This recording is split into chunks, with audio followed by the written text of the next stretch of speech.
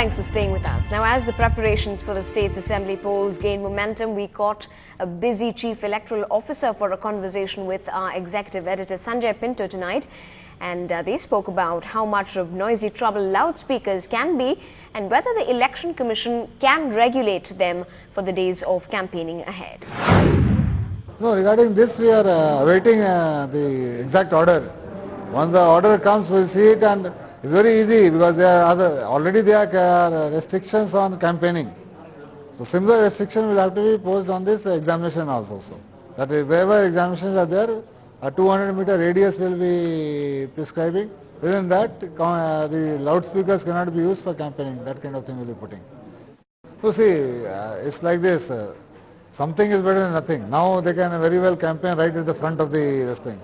So that's why the 200-meter directive might be there, that the noise will come down quite a lot, and I will appeal to the political parties to keep away from this, even have a self-imposed higher distance also.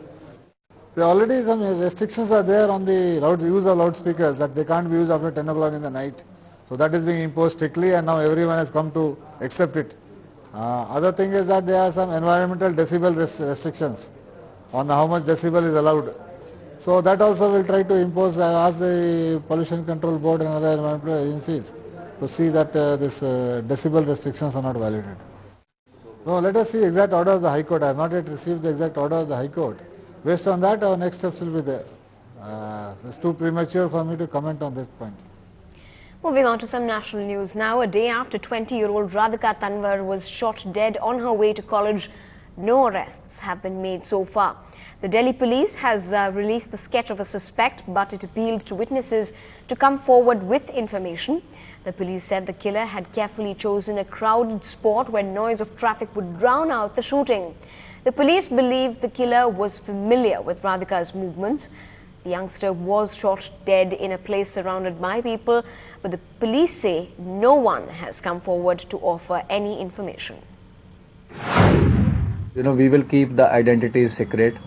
We will ensure that no harm comes to the person whosoever helps and supports police in making sketches or giving us any relevant information. Time now to tell you how gold and silver have been doing this Wednesday night. Let's roll out the bullion rates for you.